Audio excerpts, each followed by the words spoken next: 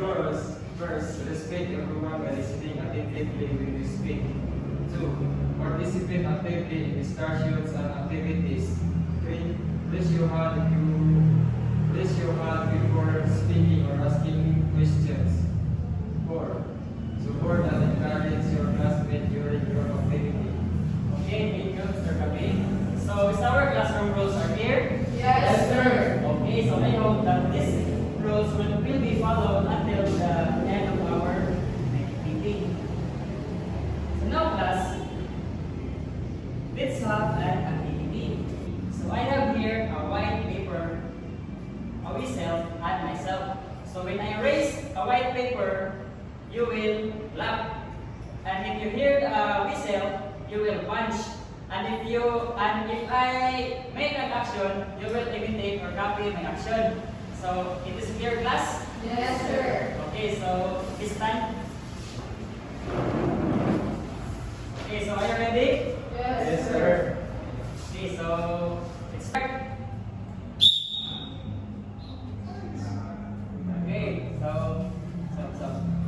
Okay, so let's start.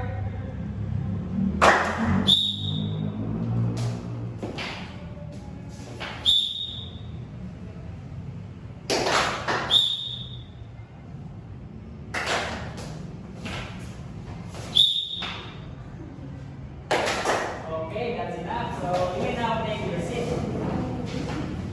So now, class, I have a question for you. So each of you will answer. So which of that video can quickly follow? Maybe when you see a white paper, you heard a whistle, or in imitating my action. So the first good answer is June. I think that is what when I see paper or paper. Okay, so thank you, Mr. Binando. Next, Kabi. For me, sir, is the whistle, sir. Okay, the whistle. How about you, Junior?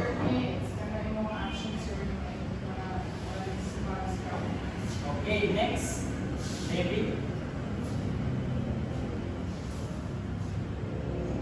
Which of that way did you can quickly follow? Okay. How about you, Ashley? Okay. So thank you, everyone. So all of us have different learning strategy or how we learn in different ways. Maybe when we hear something, or we see, or by doing an action. So today, class, what do you think is our topic? Yes, Miss Dinigo. I think our topic in this lecture is all about learning style. Okay, very good. Exactly.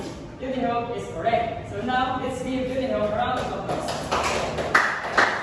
Our topic for today is all about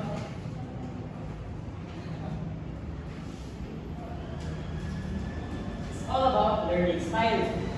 So there are so many kinds of learning style. But in this afternoon, we will only focus in the three, which are the visual, auditory, and kinesthetic. Okay, so is clear, class? Yes, sir. Okay, very good. So, but before we dive into our discussion, let me introduce to you our classroom objectives. Okay, so please read, Mr. Binondo. Objectives. At the end of the lesson, the student should be able to identify the three learning styles: visual, auditory, and kinesthetic. Okay, so there are so many types of learning style. But today, we will only focus on the three, which are the visual, auditory, and kinesthetic. Okay, so it is understood, class? Yes, sir. Okay, very good. So now let's proceed to our activity. So this activity is called raise your hand. So please read the instructions, David. Instruction. This game is called Treasure Hunt. To play, you must answer the question, age, levels, and find the treasure. If the student cannot answer a question, the next student will have the chance to answer it. Okay, thank you, Miss David. So all of you will answer. So give us only 9 questions. So let's start in level 1. The first will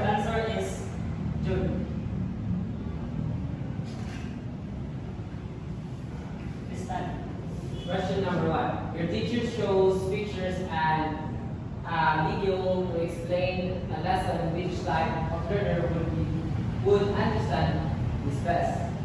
Insert the visual. Okay, Binundo is correct. So please give a round of applause. The next, Gabi. So you like to listen to your teacher talk and join group discussion to remember lessons. What learning style do you have? I think so. It's auditory, sir. Auditory. Let's see. Okay, very good. Let's give Gabi a round of applause. Next. Question 3.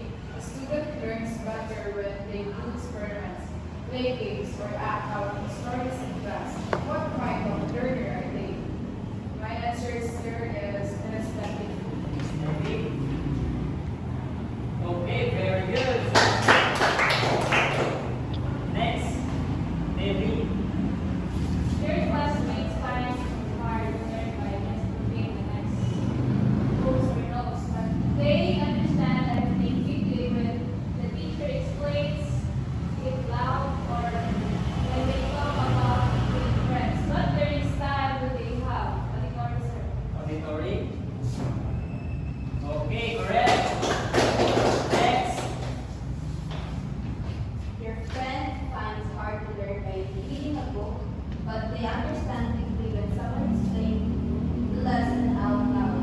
What learning style is this? Auditory. auditory. Okay, correct. Next, back to Question number 6. In science class, a teacher lets students do hands-on experiments instead of just talking about it. Which learners would benefit most from this? Answer is kinesthetic, sir. kinesthetic. Okay, very good. Next, You see a student drawing pictures in their notebook. So remember what the picture is seeing. What learning style do they probably have? Picture is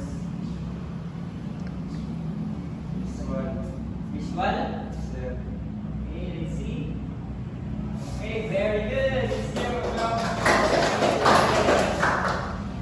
Next, During a lesson about different musical instruments, the teacher plays recordings of each instrument's sound and has a class discussion about how they sound different from one another.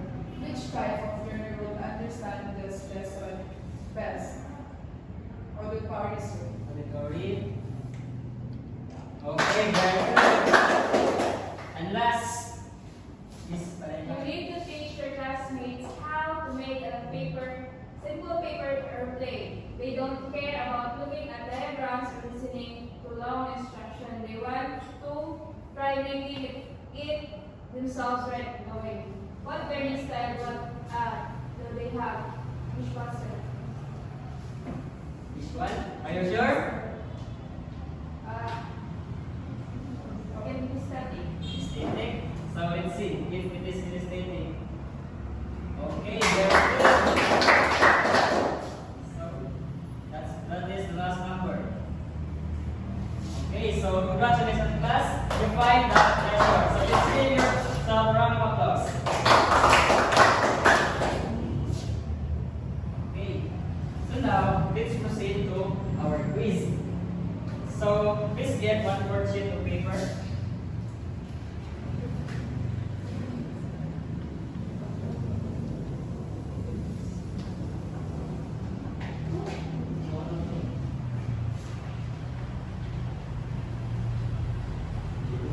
Okay, so before we start, please arrange your chairs properly, keep all things in your armchair, and keep sitting properly. Okay, so now let's start. So, Miss Ashley, please read the instruction. Instruction. Read each question carefully. Circle the letter of the right answer. Okay, so let's start.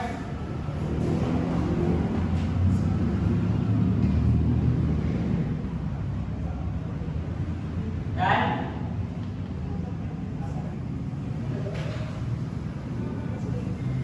Yes, sir.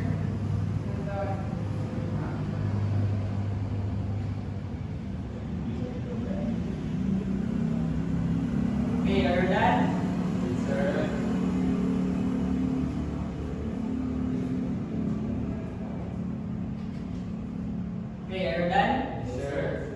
Okay, so please pass your papers in front.